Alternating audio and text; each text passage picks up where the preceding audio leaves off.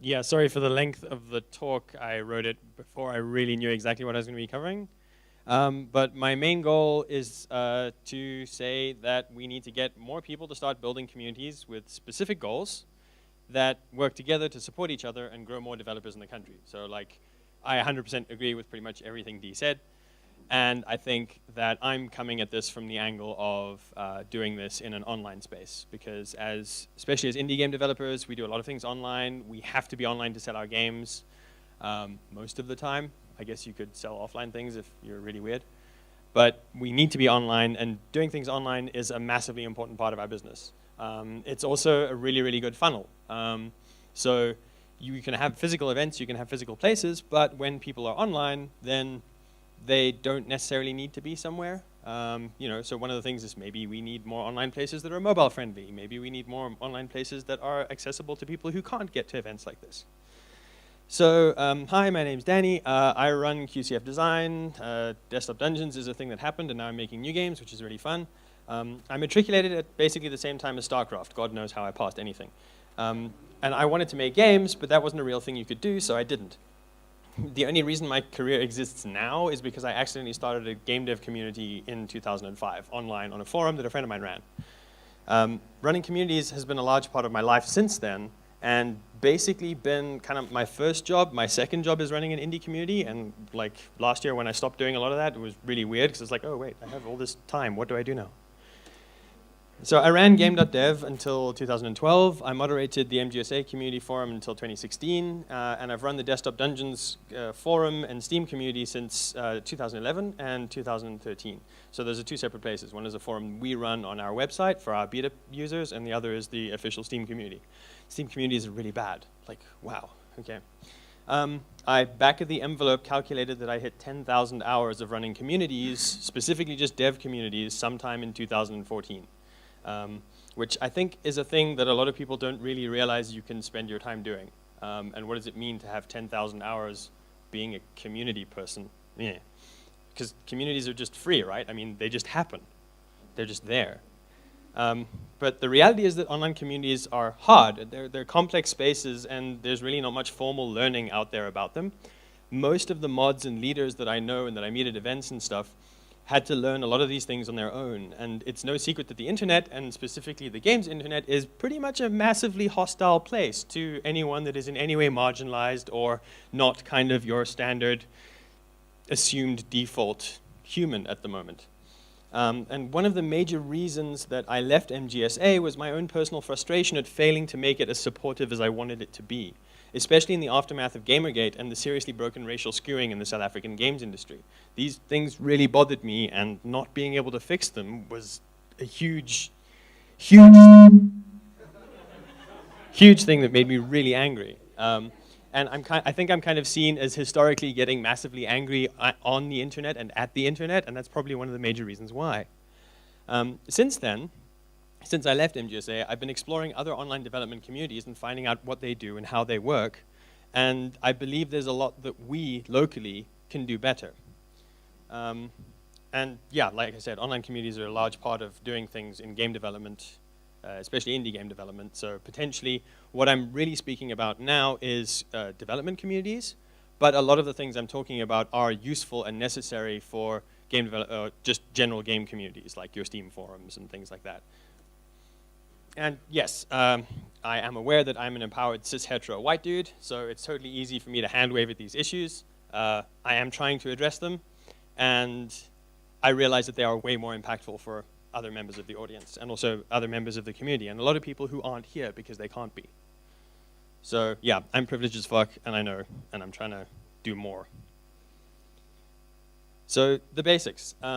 Online communities are essentially structures that allow people who don't know each other to collaborate. Often, people can collaborate without knowing exactly who they're collaborating with, which is exceedingly powerful. That angle of strangers working together to achieve things is kind of the core element of online communities. It's what allows people to do neat things. Friend groups are great, and friend groups can be exceedingly supportive, but they are kind of like, they're not communities because you have to know someone to get invited, so you have to have a friend, that friend has to bring you in, you have to, there's almost sort of like a little bit of a gatekeeping. And friend groups literally cannot survive the kind of visibility that online communities or just communities in general can have.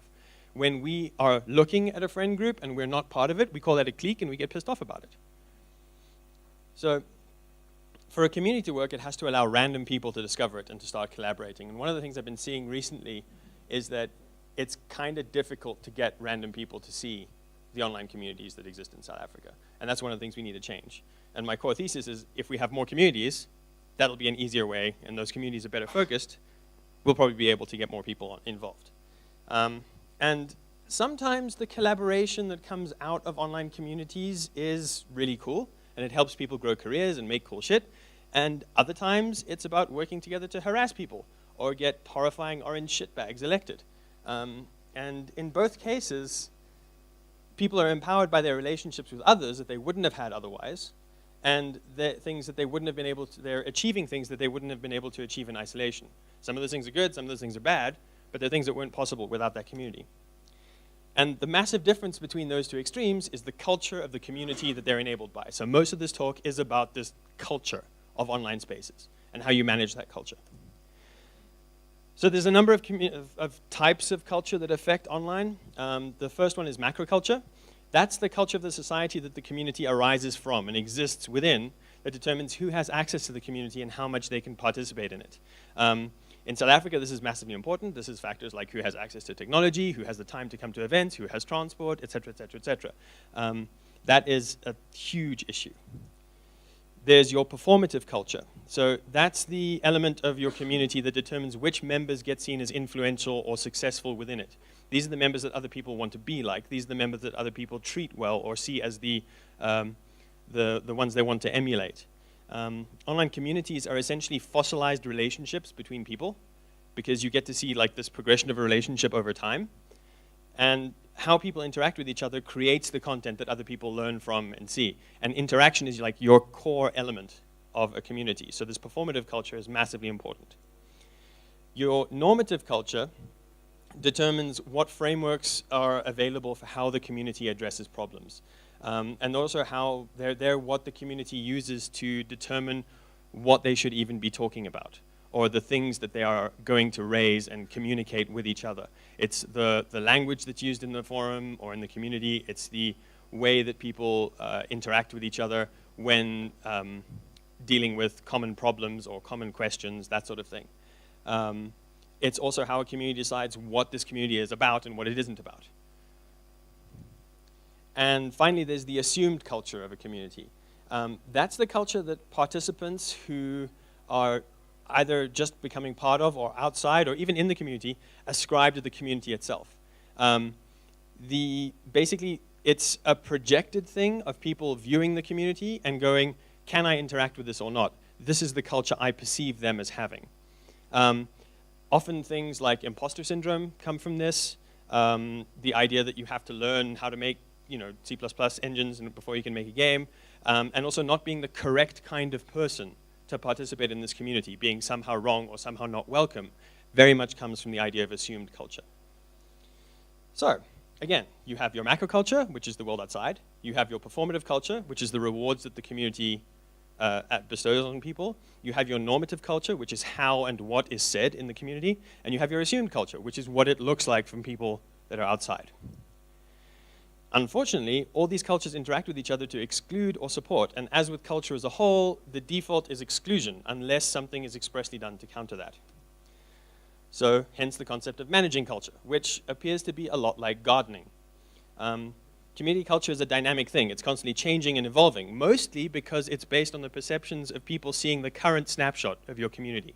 You don't really have like a mission statement for communities, and even if you did, a lot of people wouldn't treat that as the real thing that the community is about. There's no such thing as a self-sustaining community culture. You're always going to be under the influence of macro culture, and dealing with that crushing force requires constant re-examination and effort. And there seem to be three things that you need to try and manage a community's culture, or that you need to have to manage a community's culture, rather than have it managed for you. Some of these are perceptual hacks, some of these are things that you kind of notice by their lack. So the first one is outputs, rules, and champions. I'm going to get a lot of flack for this, because a lot of people don't like this idea. But the core thing is outputs. The output of a community is what you have to do in order to belong to that community. It's the focus of the collaboration between people. The outputs of a community are the things that survive after that community goes away. So that's its outputs. It's almost like its echo. But it's a constant thing that people are outputting as members of that community. The stronger a community's outputs and the better they can be measured, the more likely a community is to be effective and supportive. I will back that up. For example, a knitting forum that has regular pattern swaps and encourages people to post pictures of the innovative holiday sweaters — unfortunately I couldn't find pictures of innovative holiday sweaters — will output a lot of knitting, because knitting is a core part of being part of that community. But a beekeeping forum in which nobody owns or wants bees and where nobody talks about honey is going to be indistinguishable from the News 24 comments section. If you don't have any measured outputs, or your outputs are vague as a community, you have nothing to motivate behavior. Everyone that joins will have their own reasons for doing so. They'll have their own expectations of what being a proper member means, and so you end up with everyone's outputs being considered incorrect by at least a fraction of the rest of your community. And at some point, your performative culture literally goes to shit because there's no coherent reward structure in your community. Once that happens, this soon takes your normative culture with it, because there's no agreement on what collaboration should look like in your community. So a majority of members have no way of interacting with each other, and thus no norms become available. Some people argue that simply existing should be more than enough reason to be part of a community, and that affirming the existence of marginalized people is exactly what is needed. Both of these statements are 100% true. But weak and performative cultural norms mean that there's nothing to stand in the way of — again, it's a long sentence — there's nothing to stand in the way of metaculture squishing your community back into mundanity dominated by confident privileged types who suck all the air out for everyone else. So I can unpack that if you require. But the people who are nodding know what it means. As long as a community is sensitive to the obstacles preventing marginalized people from producing your community outputs, you're actually creating a space that's more welcoming by having strong outputs. It's basically, if you're part of a community and that community says, in order to be part of this, you need to be knitting, it's more effort for that community to exclude you based on elements beyond your knitting than it is for the community to welcome you as a member. So it's not really a gatekeeping thing. Outputs are what makes the community function. The second element is rules. Community rules are a lot like contracts. Everybody thinks they don't need them until the shit hits the fan, and then you wish you'd taken the time to set them up earlier.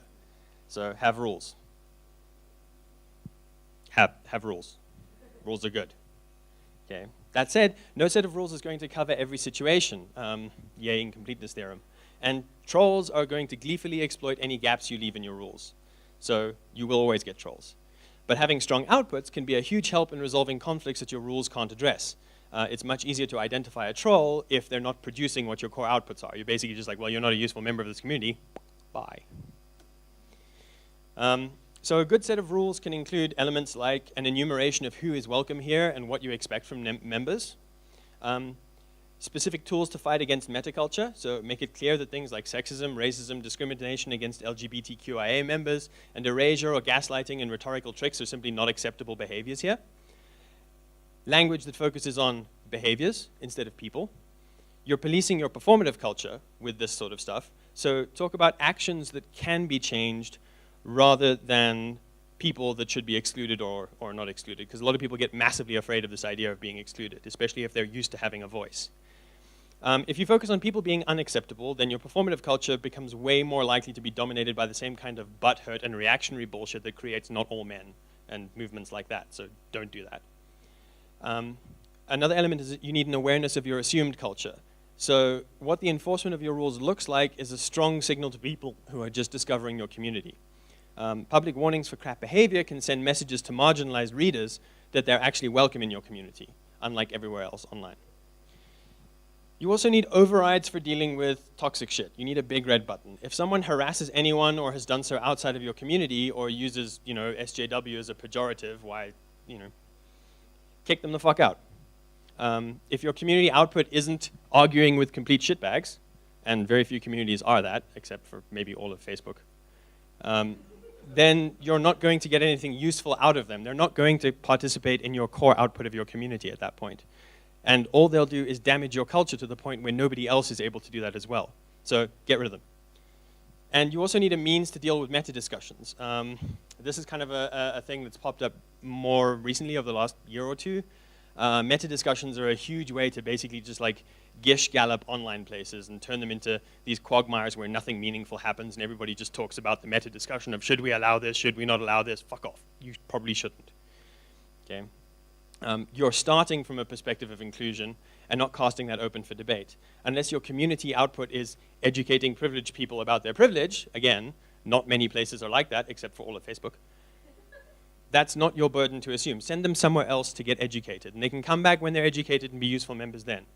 Okay? And you always balance that against your outputs and see if they're useful or not. And many people seem to be super afraid of rules against discrimination being applied overzealously. And you know, there's this wonderful element of excluding worthwhile people unfairly. In my experience, this is not worth worrying about. Entertaining those debates is much more damaging to assumed culture than anything else. And transparency is good, but beware of getting lured into debates about free speech and censorship. It's much better to focus on building rules that encourage the voices of marginalized people rather than endlessly letting people whose voice is disproportionately present in society kvetch about maybe being able to talk less. So if you have somebody who's dominating the pulpit, maybe kick them off. And the third element is champions. These are the community members and leaders that exemplify your outputs. True champions are pretty rare. So any like really functional community tends to have a maximum of about 3 to 5 champions, and those are big ones. Most small communities have like 1, and that's the person that's doing everything. They don't necessarily have to be moderators, but they're going to be the people who are most productive within the community. And like I said, they're the people doing most of the work for free. They're the people who are doing this because they care. If you're starting or running a community, but you're not prepared to champion it, then you have a pretty huge problem. So always be aware of where your first set of champions are coming from. And champions are how different communities interact with each other. Hostile communities will be seen to fight through their champions, so you'll have these like mouthpieces being really angry at each other. And collaborating communities will pass information and members to each other through their champions. So it's really important that champions are aware of what's going on outside of their small community or their community and are interacting with the larger community or the network of communities as a whole. So then there's a bunch of other stuff that, given the cultural and sort of rule-based element, these are things to look at and or avoid. The assumption that information is important. Communities aren't about information, or at least online communities aren't about information. They're terrible at storing info. And this is easily evidenced by the frequency that exactly the same questions pop up all the bloody time. If a community were good at storing information, it would store the answers to that, and people would remember them, and nobody would ask that question ever again because they'd find it. They're not finding it. A community ends up storing information in its members. They provide that information either as backlinks to fossilized interactions, so things that happened in the past, or by imparting information that they bring to the community through other experiences that they have elsewhere. This is why we use words like knowledge communities, and you need people for knowledge. It's also why Facebook is terrible for communities. It makes backlinking nearly impossible. So even if there are people in your community who do remember something that happened, finding that link and giving it to somebody who's asking the same question for the 15th time on Facebook is impossible, unless you have some sort of PhD. I've never been able to figure out how to do it. Lurkers are your currency in a community. Lurkers are people who interact, or who don't interact with your community, but who read it. So most of the people that gain benefit from an online community just won't participate. People will lurk, they'll read other people's interactions, and either they don't feel comfortable enough with the community culture, or they're uncertain of their own ability, and so they don't think that they can produce the outputs that the community values, so they don't participate. You'll know your community is working well when your lurker retention rate is high, and this is a thing few people care about. So how many people are reading but not participating? Are those people going away? Are they churning away? Are lots of new lurkers coming in and bouncing off? Then you have a cultural issue. You'll know you're starting to address issues of inclusion and support when people message your champions privately, but still don't participate on the forum itself. You'll start finding communities that have reasonably good cultures will start converting people into interacting, and usually there'll be a specific hook where it makes something that is the output of the community be a thing that somebody feels they can achieve. The game jams are a good example of that. And yeah, if you're losing lurkers, your culture is probably fucked and you need to fix it. Growing communities is super difficult. As a community scales, the pressure magnifies exponentially. The stronger your outputs, the easier it is to deal with the larger numbers of people trying to basically make your community what they wish it was instead of what you've set it out to be. Forget the temptation to broaden your output focus as you grow. So don't try and have a general discussion area. Like, that never works. It's a really bad idea. Don't try and have, if you're an art-focused community, don't try and also suddenly be about film. Why not start a new film community, And those two communities can interact, and they can relate, and they have different champions, and those champions can be friends. And happy birthday, suddenly you have an awesome network. But if you broaden your focus, all that's going to happen is metaculture is going to squish you back down to the status quo, and you're going to lose any inclusivity you may have had. Be aware of debate clubs. Be very, very careful of community members that are more interested in arguments than in your community outputs. In fact, if you have members that seem to constantly focus on winning their interactions with people, strongly consider removing them. Even if they're otherwise productive, they're exerting a huge weight on your performative culture. And if you let things become more about adversarial arguments and employing like rhetorical tricks correctly, you're opening up your normative culture, so the way people interact with each other, to being about not being seen as wrong, which is just death, rather than being seen as being helpful or being useful to other people and the core output of the community. This is obviously poisonous to collaboration. People whose reward behavior is more arguments to win aren't going to stop looking for fights. And this is a fun area. Hostile communities will exist. And sometimes you'll run into them. You can and should judge communities by what they're outputting. Every community outputs something. Even if their output is massively diffuse and not very focused, they're still outputting something. Maybe the only thing they're outputting is arguments on the internet. Gamergate output harassment and pain, and it still does. It's not a good community, no debate needed. In general, hostile communities in South Africa have defined themselves as not being some other community. This isn't really a measurable output, like it's easy not to be another community, just don't. So everybody has different expectations of what that means. You have no good outputs, and they fail reasonably quickly. They also end up being pretty toxic because having a negative output or having a negative definition like that ends up creating a huge amount of argument. So controlling the damage that they can do is difficult, but having a better online presence and having more online communities for people to find at least make sure that those communities aren't ceded the high ground from the start. So in South Africa, we have a problem with Facebook. We probably need to get better at interacting on Facebook, even though it's a bad place to be. So all of this stuff is more of a way of looking at and evaluating communities so that you can impact their culture in positive ways as members and potentially founders of or even champions of your own. Online communities have had a big impact on the local game development industry, and it's pretty clear that there are still many people who want to get into making games or who are already making games and lack support. We already have multiple game dev communities in South Africa. Physical communities around WITS and other universities, the Amber Key Collective, Super Friendship Arcade, Glitchface, and this is a community here at Amaze, AISA, etc. There's a lot of physical communities. What we're lacking is a funnel online for people, that's a place for people to go where they can keep collaborating and keep interacting once they're no longer at places like this. So I strongly feel that if we get better at building online communities and making those communities inclusive and supportive, as long as we support as many different goals as possible, which means having multiple communities, because I think having a single community that covers multiple different goals doesn't work because your outputs are massively weak, then we can do a lot more to address the inequalities around game dev locally. If only by removing the physical boundaries and allowing existing communities to share members and efforts. So people who come in via Amaze, join an Amaze online community because they enjoyed themselves or they had a good time here or they wanted to find out what a talk was like. And if the champions of Amaze are friends with the champions of somewhere else and that person is into art, then they can be interacting in a local art community or a local game design community or a local sound community, whatever it is. The trick is pushing members around and having a larger online ecosystem for them to form part of, and a larger supportive ecosystem. So yeah, we need more communities, please. Thanks.